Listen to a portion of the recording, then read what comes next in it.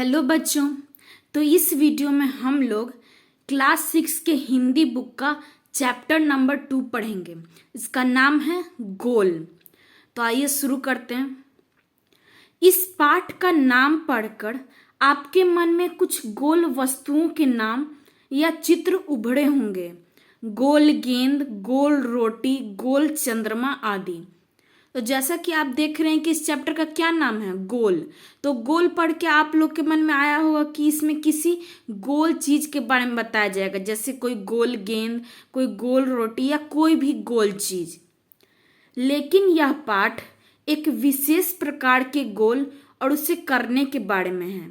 लेकिन ये जो चैप्टर है इसमें किसी दूसरे गोल का बात हो रहा है। तो किस गोल का बात हो रहा है? तो ये गोल हॉकी से जुड़ा हुआ है। तो हॉकी में जब एक टीम के प्लेयर दूसरे टीम के प्लेयर में अपने बॉल को ले जाके, जैसा आपको यहाँ पे दिख रहा है, इस नेट में बॉल को ले जाते हैं, तब उसको गोल कहा जाता है। तो इस चैप्टर में उसी गोल का बात होगा।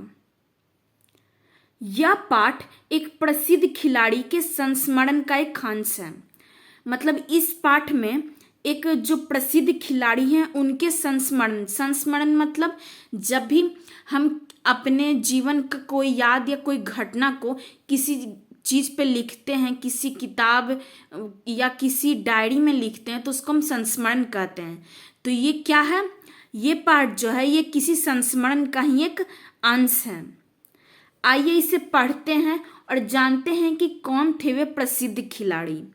तो अब इस चैप्टर में हम उस प्रसिद्ध खिलाड़ी के बारे में जानेंगे और उन्होंने गोल के बारे में क्या लिखा है, अपना क्या जो घटना है वो इसमें शेयर किया है, हम वो पढ़ेंगे। लेकिन उससे पहले हम उनका परिचय देख लेते हैं।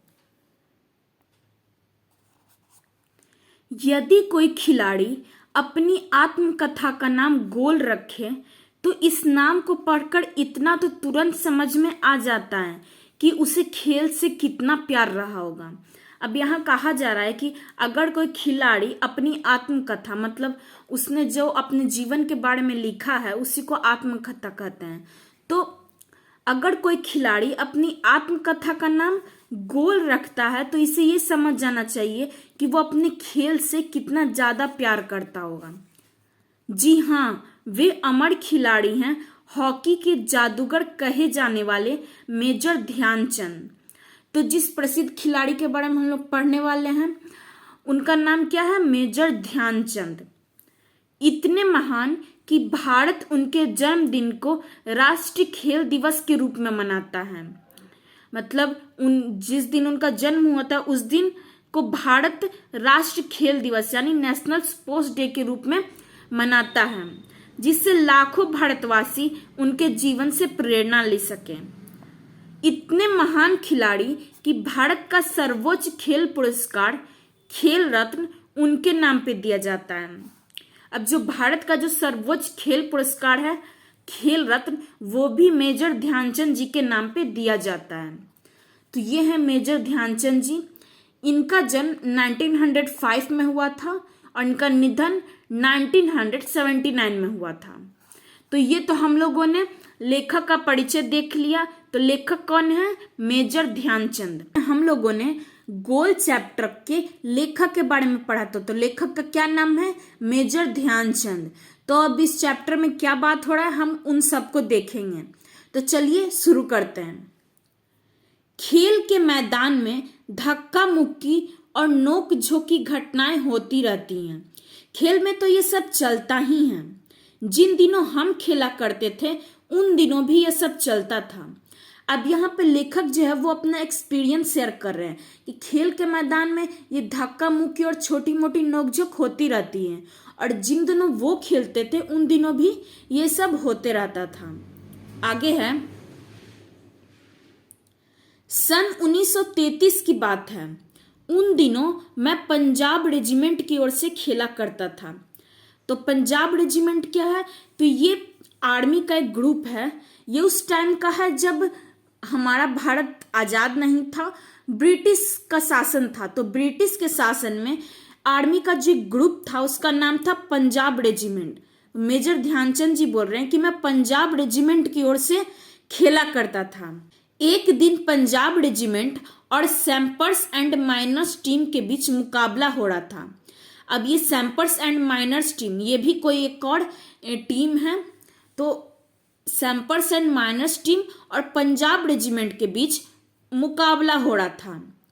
माइनर्स टीम के खिलाड़ी मुझसे गेंद छीनने की कोशिश करते, लेकिन उनकी हर कोशिश बेकार जाती। इतने में एक खिलाड़ी ने गुस्से में आकर हॉकी स्टिक मेरे सिर पर दे मारी। मतलब माइनस टीम के जो खिलाड़ी थे वो मेजर ध्यानचंद जी से गेंद छीनने की कोशिश करते थे, लेकिन वो छीन नहीं पाते थे। और उन्हीं में से एक खिलाड़ी जो था वो इन सब चीज़ों से बहुत चिढ़ गया था और गुस्से में आकर हॉकी स्टिक मेजर ध्यानचंद जी के सर पे दे मारा। तो उन्हें चोट लग गई, मुझे मैदान से बाहर ले जाया गया। अब उन्हें चोट लग गई तो मरहम पट्टी के लिए उन्हें बाहर ले जाया गया। थोड़ी देर बाद मैं पट्टी बांधकर फिर मैदान में आ पहुंचा। मतलब उनको चोट ज्यादा नहीं लगी थी तो मरहम पट्टी करके वो फिर से मैदान में आ गए। आते ही मैंने उस खिलाड़ी की पीठ पर हाथ रखकर कहा, तो जैसे ही वो मैदान में आए तो जिसने उनके सर पे हॉकी स्टिक मारा था वो उनके पास गए और उनके पीठ पर हाथ रखकर कहा, क्या कहा, तुम चिंता मत करो, इसका बदला मैं जरूर लूंगा। तो उन्होंने कहा कि तुम चिंता मत करो, ये जो तुमने किया है इसका बदला तो मैं जरूर लूंगा। मेरे इतना कहते ही वह खिलाड़ी घबरा गया।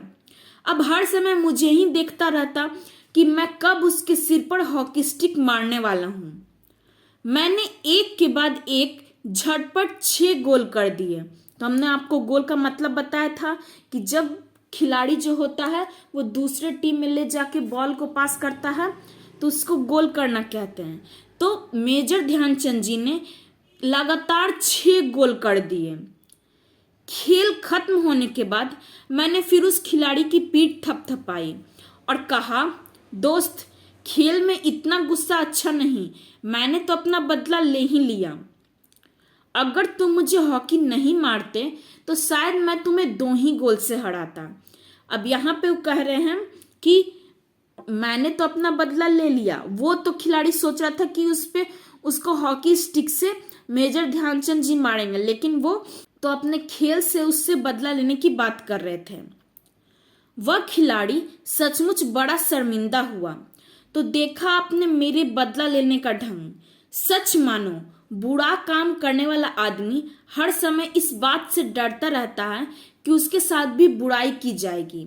अब यहाँ पे मेजर ध्यानचंद जी बोल रहे हैं कि जो बुरा करता है उसे हमेशा लगता है कि दूसरा आदमी भी क्या करेगा, उसके साथ बुरा करने का कोशिश करेगा, और इस कारण वो हमेशा डरते रहता है और अपने काम से ध्यान उसका हट जाता है। आज मैं जहां भी जाता हूं बच्चे व बूढ़े मुझे घेर लेते हैं और मुझसे मेरी सफलता का राज जानना चाहते हैं। अब ये मेजर ध्यानचंद जी बोल रहे हैं कि वो जहां भी जाते हैं लोग उन्हें घेर लेते हैं और उनसे पूछते हैं कि उनकी सफलता का राज क्या है। मेरे पास सफलता का कोई गुरु मंत्र तो है नहीं। हर किसी से यही कहता कि लगन, साधना और खेल भावना ही सफलता के सबसे बड़े मंत्र हैं। यहाँ पे ध्यानचंद जी बोल रहे हैं कि उनके पास कोई सफलता का गुरु मंत्र नहीं है, तो वो हर किसी से यही कहते हैं कि हमें लगन, साधना और खेल की भावना रखनी चाहिए, और यही सफलता के सबसे बड़े मंत्र होते हैं। मेरा जन्म सन 1904 में प्रयाग में एक साधारण परिवार में हुआ। अब यहाँ पे उनके बारे में बताया जा रहा है, वो अपने बारे में बता रहे हैं कि उनका जन्म कहाँ हुआ, प्रयाग में हुआ, जो उत्तर प्रदेश में है। उनका जन्म 1904 में प्रयाग में एक साधारण परिवार में हुआ। बाद में हम झांसी आकर बस गए। 16 साल की उम्र में मैं फर्स्ट ब्राह्मण रेजिमेंट में एक साधारण सिपाही के रूप में भर्ती हुआ। तो फर्स्ट ब्राह्मण रेजिमेंट, ये भी जो उस समय की आर्मी थी उसका एक ग्रुप था जिसका नाम था फर्स्ट ब्राह्मण रेजिमेंट। तो उस समय एक सिपाही के रूप में वो भर्ती हो गए थे। मेरी रेजिमेंट का हॉकी खेल में काफी नाम था। तो उनका जो वो ग्रुप था उनका हॉकी खेल में काफी नाम था कि वो वहाँ हॉकी बहुत अच्छा खेला जाता है। पर खेल में मेरी कोई दिलचस्पी नहीं थी, पर उनको हॉकी में कोई भी ऐसा इंटरेस्ट नहीं था। उस समय हमारी रेजिमेंट के सूबेदार मेजर तिवारी थे, मतलब उस ग्रुप के जो लीडर थे वो मेजर तिवारी थे। वे बार बार मुझे हॉकी खेलने के लिए कहते। हमारी छावनी में हॉकी खेलने का कोई निश्चित समय नहीं था। छावनी मतलब जहाँ पे वो सेना रहती थी तो उसको छावनी कहा जाता है, उसी को आर्मी कैंट भी कहते हैं। तो जो छावनी थी वहां पे हॉकी खेलने का कोई एक फिक्स टाइम नहीं होता था। सैनिक जब चाहे मैदान में पहुंच जाते और अभ्यास शुरू कर देते। उस समय तक मैं एक नौसिखिया खिलाड़ी था। नौसिखिया मतलब वो नया नया उसको सीख रहे थे। जैसे जैसे मेरे खेल में निखार आता गया वैसे वैसे मुझे तरक्की भी मिलती गई, मतलब कि जैसे जैसे वो खेल में अच्छे होते गए उन्हें प्रमोशन भी मिलता गया, और वही बोला जा रहा है कि उनकी तरक्की होती रही। सन 1936 में बर्लिन ओलंपिक में मुझे कप्तान बनाया गया। बर्लिन ओलंपिक मतलब जर्मनी में एक बर्लिन नाम का शहर है, वहाँ पे जो ओलंपिक था 1936 में, वहाँ उनको कप्तान बनाया गया था। उस समय मैं सेना में लांस नायक था। तो उस समय जो आर्मी में थे तो उनका पोस्ट क्या था, लांस नायक का पोस्ट था। बर्लिन ओलंपिक में लोग मेरे हॉकी खेलने के ढंग से इतने प्रभावित हुए कि उन्होंने मुझे हॉकी का जादूगर कहना शुरू कर दिया। अब उस ओलंपिक में वो जो हॉकी खेल रहे थे उससे लोग इतना ज़्यादा प्रभावित हो गए कि लोग उनको हॉकी का जादूगर कहने लगे। इसका मतलब यह नहीं कि सारे गोल मैं ही करता था। मेरी तो हमेशा यह कोशिश रहती कि मैं गेंद को गोल के पास ले जाकर अपने किसी साथी खिलाड़ी को दे दूं ताकि उसे गोल करने का श्रेय मिल जाए। ध्यानचंद जी बोल रहे हैं कि लोग उन्हें हॉकी का जादूगर कहते थे। इसका मतलब ये नहीं था कि जितने भी गोल रहते थे वो ध्यानचंद जी ही करते थे। उनकी तो बस एक कोशिश रहती थी कि वो गेंद को गोल के पास ले जाएं और अपने किसी भी जो खिलाड़ी साथ में खेल रहा है उसको दे दें। अपनी इसी खेल भावना के कारण मैंने दुनिया के खेल प्रेमियों का दिल जीत लिया। मतलब जो जो लोग इस खेल को पसंद करते थे, इसी खेल भावना के कारण उन्होंने उनका दिल जीता। बर्लिन ओलंपिक में हमें स्वर्ण पदक मिला। तो उस ओलंपिक में उन्होंने क्या जीता, स्वर्ण पदक जीता। खेलते समय मैं हमेशा इस बात का ध्यान रखता कि हार या जीत मेरी नहीं बल्कि पूरे देश की है। तो ये था पूरा चैप्टर गोल जिसको हम लोगों ने पढ़ लिया है। तो अभी के लिए इतना ही, मिलते हैं अगले वीडियो में।